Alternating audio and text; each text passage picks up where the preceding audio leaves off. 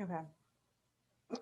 Welcome, welcome to another episode of the Beyond Woman Conversations. And today I have with me Carla Williams Johnson. And I am so happy that I caught up with Carla because she's so busy. Right, Carla? You're so I, busy. I am though. I am. I'm all over. I swear. I'm so happy that I have the opportunity to speak with Carla today, who is an award winning media marketing specialist based in Trinidad and Tobago. Her company, Carli Communications, offers marketing advice to entrepreneurs and business owners who are interested in building a business in the real world. I love that. She's been featured in many global publications, including Forbes, Huffington Post, Thrive Global, Business Digest, and many more. Welcome, welcome, Carla. I never get used to hearing all of those things. Oh my God. Thank you so much.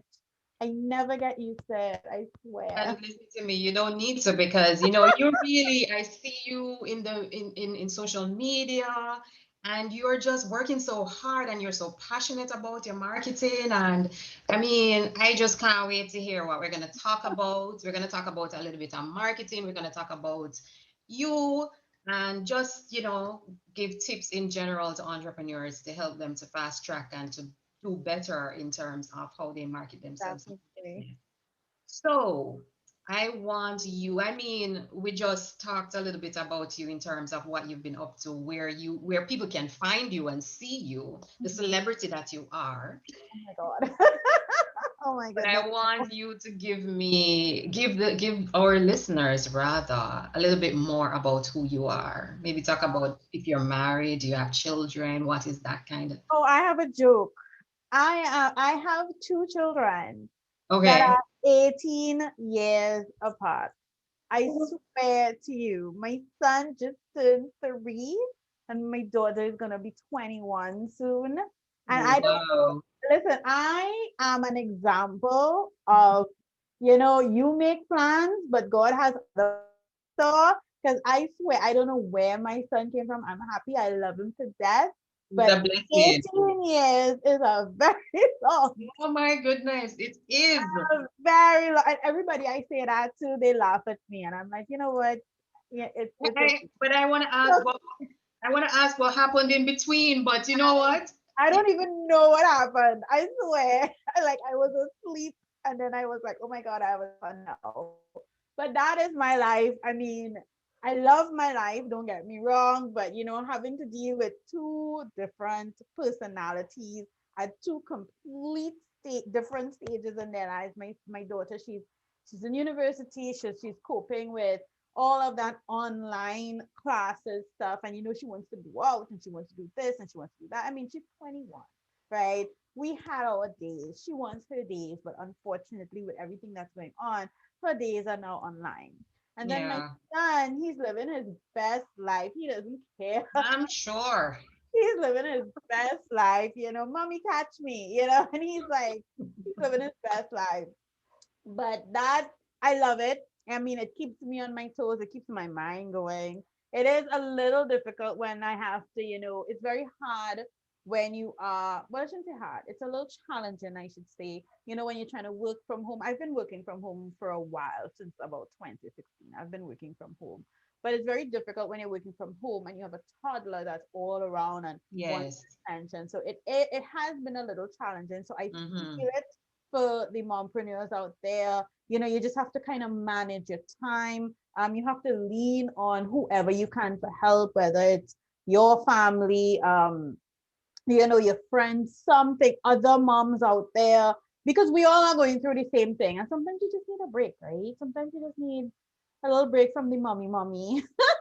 And I always say I am one of those women who find it hard to ask for the help because I Oh, understand what we're all going through. And I'm like, does another woman have time to help? But we're I we're think that supposed to I think support that's each a other. West Indian thing. I think we've been taught for so long, you don't ask for help, you do without or you manage, right? But I mean, gone are those days, right? Gone are those days.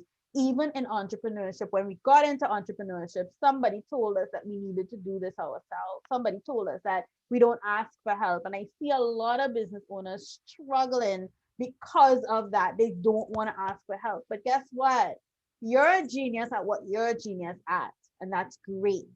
But you need to now lean on somebody else who's a genius at something that you need in order to build your business. And one of those things is marketing, because people need to know who you are. People need to be able to find you so they can buy from you.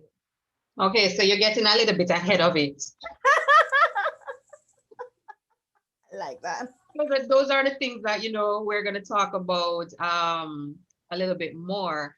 But like I mentioned earlier, that seeing you on social media and all of the activities that you're engaged in, I see that you are absolutely, without a doubt, passionate about marketing. And I want to know what inspired that passion, and also what led to you forming Carla, or founding rather, Carla Media Marketing.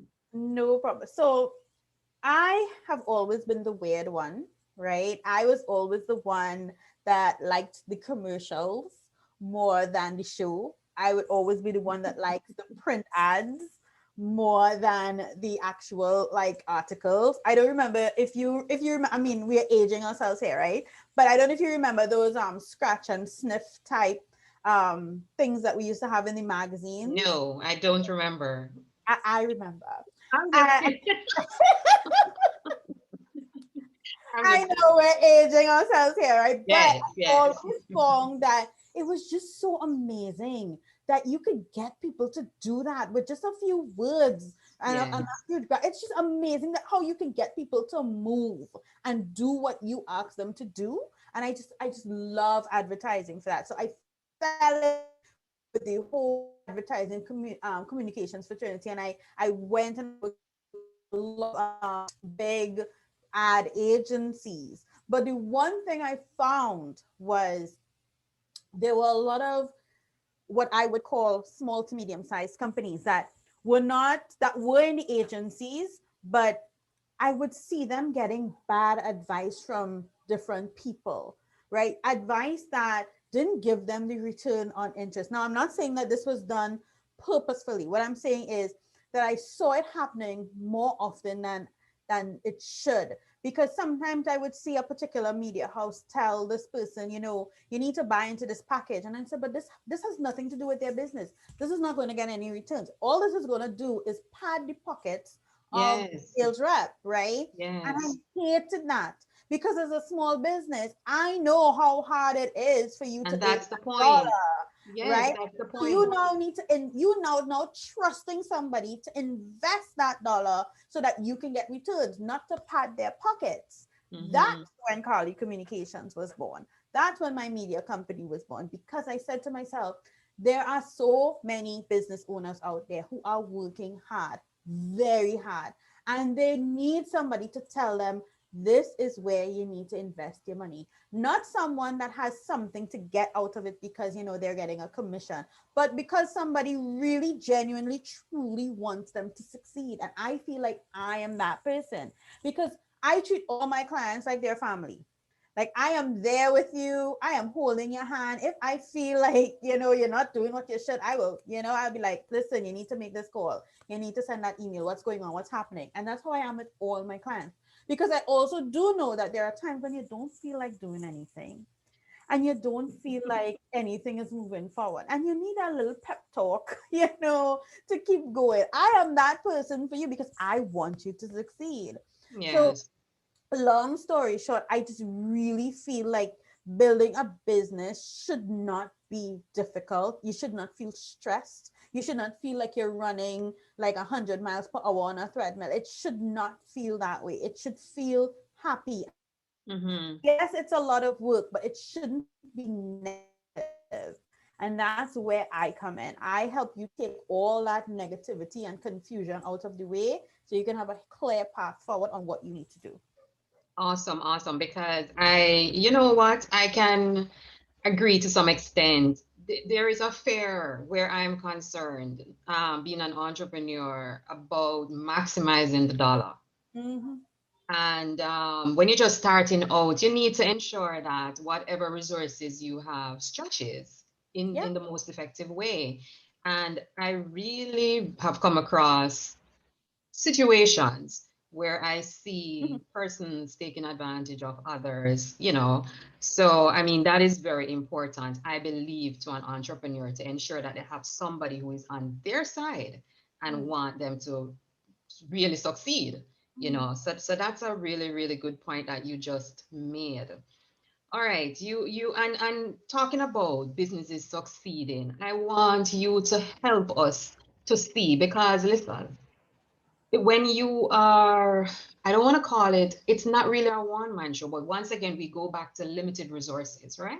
Mm-hmm. Mm-hmm. Right.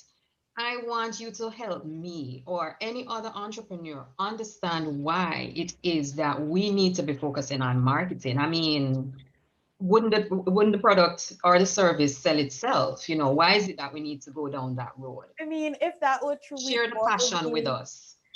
If that were true, we'd all be Kardashian rich, right? We'll all have a pool with a pool boy named Raul. We'll all be living the life. I mean, if that were true, but unfortunately, it's not. The fundamental truth of marketing is that if you don't market your business, then nobody knows who you are. Nobody knows you exist. Nobody knows that you can help them. The second fundamental truth of marketing is people need to understand that it's not a one size fits all, right? What is good for you is not going to be good for somebody else. So if you see somebody doing a particular thing and it's working for them, trying to copy that into your business is not going to work.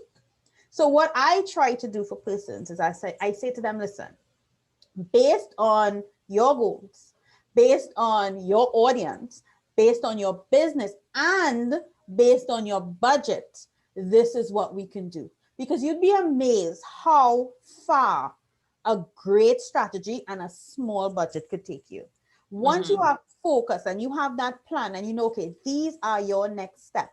You can work with little to no budget, but be focused. It will take you a little longer, but once you are focused, it can take you very far. Because what happens is that a lot of people, and I've seen it with a lot of entrepreneurs, they like to throw money at the problem instead of trying to fix it. So they have the money, they have the budget, but they don't know how to fix it. So they panic buy in their business. They panic buy. Oh, I need to set up an email system. Oh, I need a funnel. Oh, I need this. But they don't have a strategy in place. So you have all these things, but you don't know how to use them, right? Right, So right. a strategy, and that's what I do with all my clients. I figure out what is the plan, what is the strategy, where do we want to go, and how do we get there.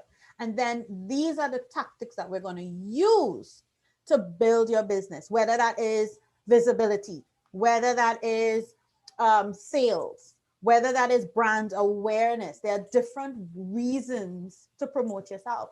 Ultimately, these things will lead to a sale. But what is your initial goal? Most important. Mm-hmm.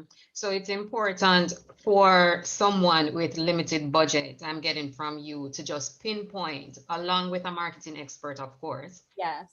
pinpoint a specific area at a time that Mhm. they can deal with, rather than just seeing somebody doing all sorts of things, because a lot of that takes place on social Yeah. media.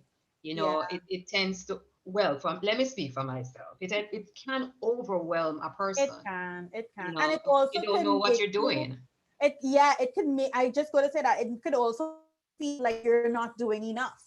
Right? It can make you feel like, oh my God, this person, she's doing so well and I'm still here. Well, she is probably doing well on social media, but you don't know what's going on behind the scenes, right? Social Yeah. media can fool people into thinking things are great, right? It can just Mhm, be a facade and then things are a mhm, mess behind the scene. mhm. So that's one important thing I would say for all entrepreneurs. Don't compare yourself to others. You don't know what's Right. happening behind the scenes, right? You focus on your journey and what you have to do. Mhm, mhm. And then another thing that, I mean, just came to mind was this whole matter of people just focusing on social media to engage marketing activities. I mean, what about traditional marketing, print, those kind? Talk to us a little bit about that. No, I've realized, and maybe this is a West Indian thing, but we have a little love-hate relationship with social media, particularly Facebook, right? We have a little bit of dependency upon Facebook and, number of likes and number of followers and number of comments and all of these things, right? These things are not important. If every follower was giving you $1, then that's great, but they're not, right? And we have this, we tie our worth as human beings, as business owners, to I need these to ask one numbers. question. I need to ask one question. What do you mean it's not important? It really isn't. What is important is what you do with those followers, what you do with those comments, what you do with those numbers. How does it convert from these wonderful people that are following your tribe to sales?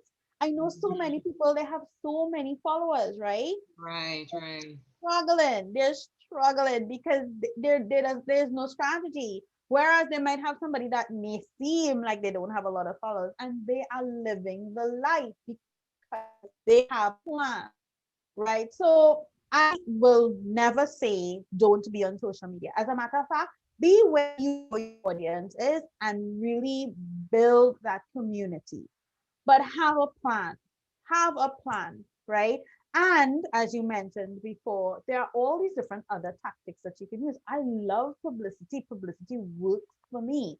Being featured in all of these different publications adds credibility to what I'm doing on social media. And it also drives people to find out more about me because when I show up and I am, and you hear me speak, and you know that what I'm speaking is the gospel truth, you will go to social media to see if I'm actually, if everything is matching up, the kind of content that I post. You may decide to like or follow me, or you may decide to book a consultation depending on what my call to action is.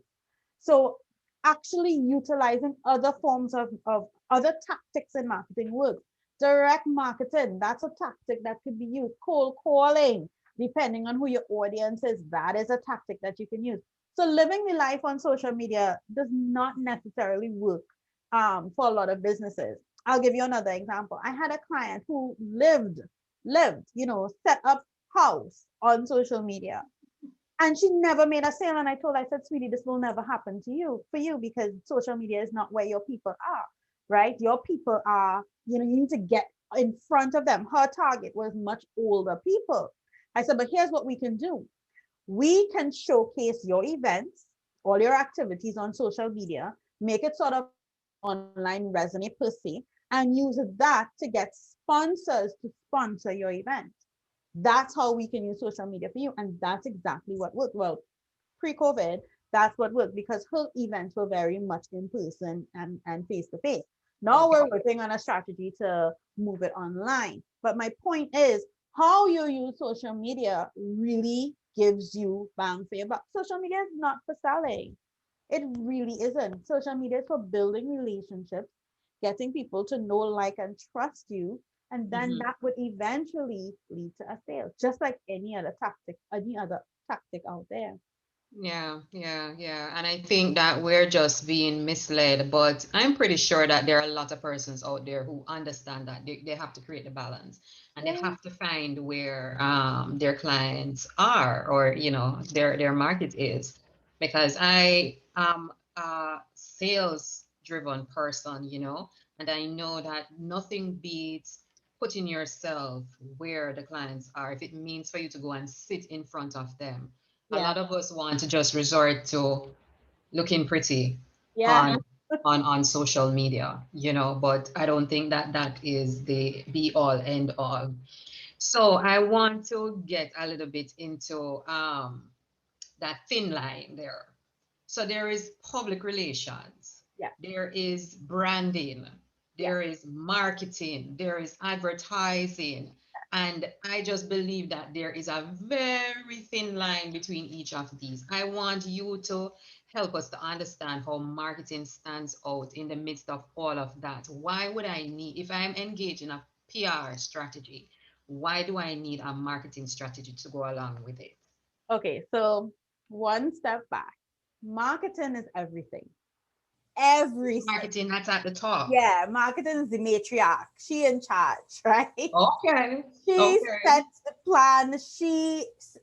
Marketing is what your why, your how, your goals, who you're gonna talk to. It's also, how it's everything. It's everything. It's before sales, it's during sales, it's after sales service, it's everything, right? Branding is how you show up.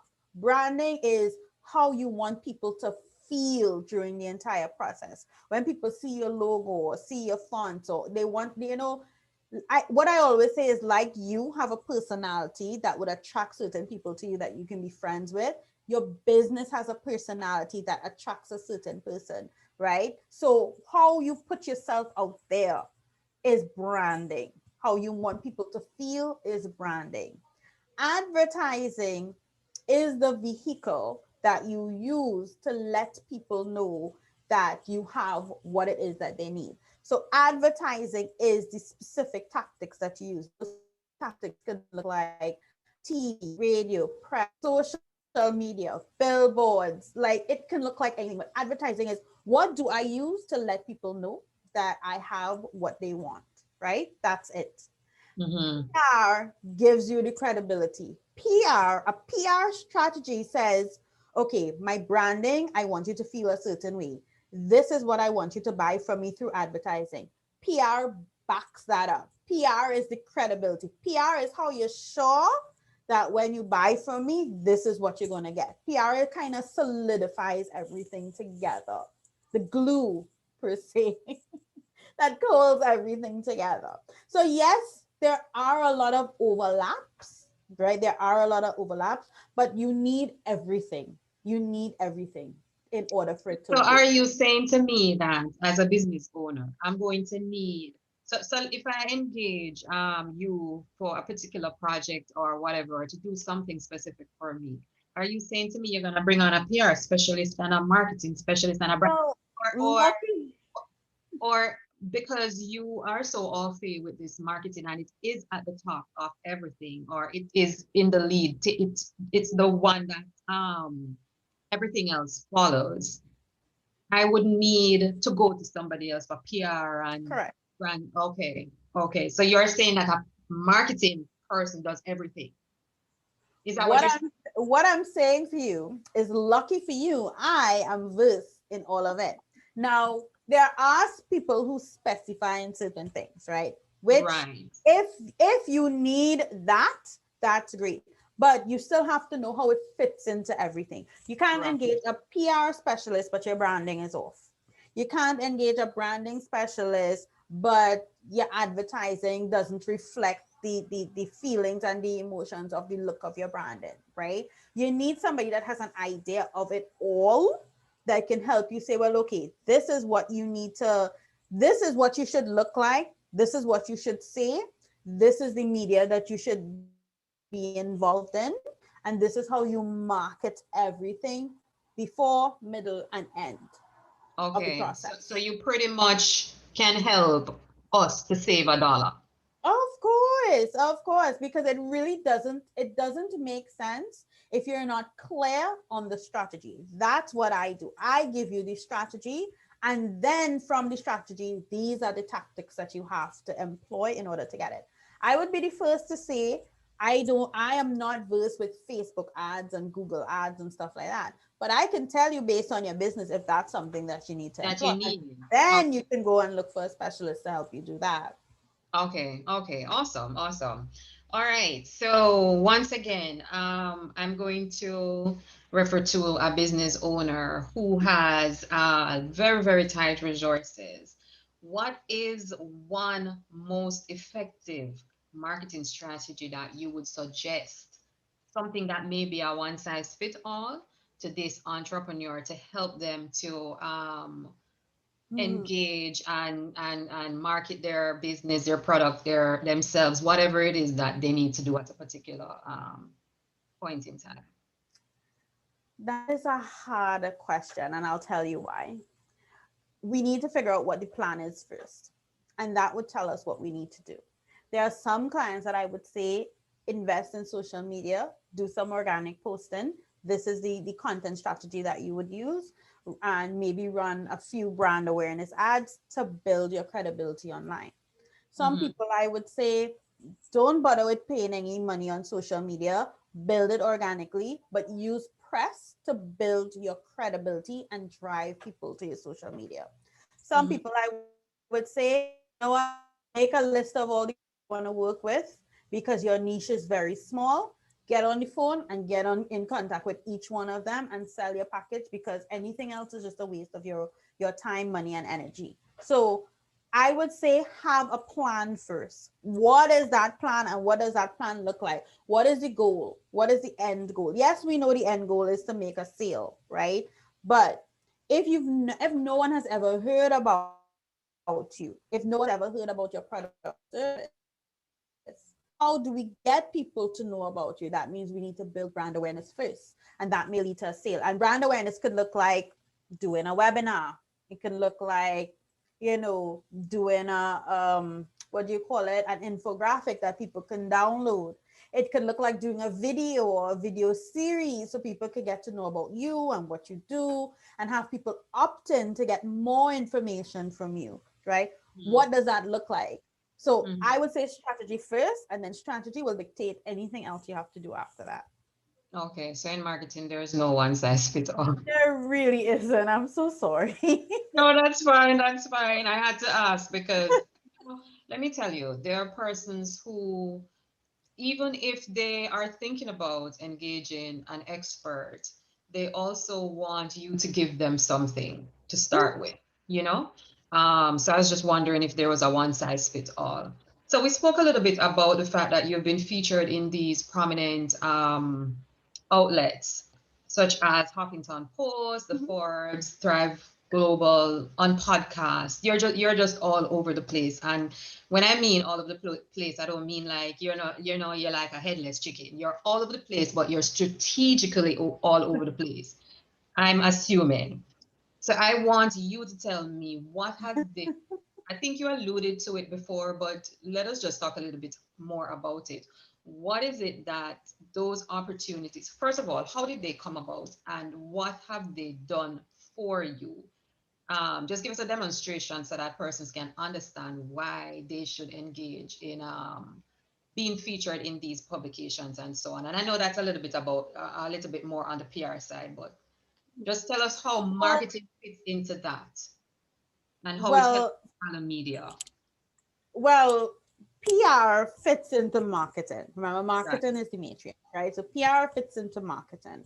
Now, I have always been an advocate for traditional media. I always feel like traditional media has its place. And yes, there are things that you wouldn't do anymore with traditional media. However, PR is very important because anyone with a internet connection and a laptop or a phone could just open a page or create a website and call themselves an expert. But nothing says that you know your stuff more than a reputable media house saying, oh my God, I need to feature this person because they are doing well and they have something to say. So that in itself is a reason to use publicity in your business, because you need that credibility to establish yourself as a leader in your industry. So that's the first thing. The second thing I would strongly advise is, you see right now how everything is, people need help in different aspects. When March 2020 hit, March 2020, in my opinion, was the longest month of the year. March 2020 had like 3,000 days in it. It took forever to end, right? But here's what I did. I showed up to entrepreneurs to help them figure out how to use productivity, how to be more productive, sorry, at home with a toddler. I showed up to entrepreneurs to help them figure out how to build their business and how to pivot given what's going on. I showed up to women entrepreneurs to show them how to build their business, not just locally, but internationally, regardless of what's going on in the world. So I used the pandemic to showcase my knowledge, my experience, my information, so to help other people. And that's a good reason to use publicity for any other business owner, because what you know is valuable, and what you know is needed to be known by somebody else. And you'll be amazed. You'll be amazed that the things that are in your head that people don't know about, and they will be dying to find out, right? And True. I feel sometimes we are so close to our business, we don't realize it. We don't realize it, but we people need that source of inspiration. I remember I Yes. showed up in Barbados and people were so inspired, and it had nothing to do with Carli Communications. It just had to do with me building my Right. business during a pandemic. That's all it was, right? And people were so inspired, and I remember getting calls and emails, and people were like, oh my god, if you could do it, I could do it too. And I just, it was just me, it was just me being And me. and the thing about it is that I can confirm all of what you're saying because you showed up on social media. That's how did I meet you? Wasn't it just on social media Yes, because you that's showed it. up? Yeah, and I was just being myself. I wasn't trying to promote anything, I wasn't trying to sell anything. I just wanted to help people grow and be inspired, and that's what I did. I shared my story, right? I And shared you my were rewarded for it, weren't you? Because I think I read somewhere where you were given an award for top Yes, market something. I was one of the marketers to follow for 2020, one of the top marketers to follow for 2020. And that is just because I shared my story. And then I got an email in my inbox saying, oh my gosh, I've been following you for a while and this is great stuff. And I've added you to my list of top marketers to follow. I Yes. wasn't expecting that. It just happened. And Mhm. that's another thing with social media, right? Sometimes the people that are following you, like truly following you, and followers, they're just, checking you out from the side, right? And I have heard That's people say true. they read my content every day That's and they true. have never liked a comment. They have never, I've never had much interaction with them. And they say, I look forward to your content every single day. And I'm like, Yes. yay. And I love your content. And I think this is a really good Thank segue for me to ask you this question. What is that one thing that drives you and keep you going, even on those days when you don't want to do anything? my people. I see people struggling all the time, and these scammers, they don't feel anything. While I'm struggling with my imposter syndrome and my this and my that, they're not suffering from nothing. They just come, they swoop in, they go, right?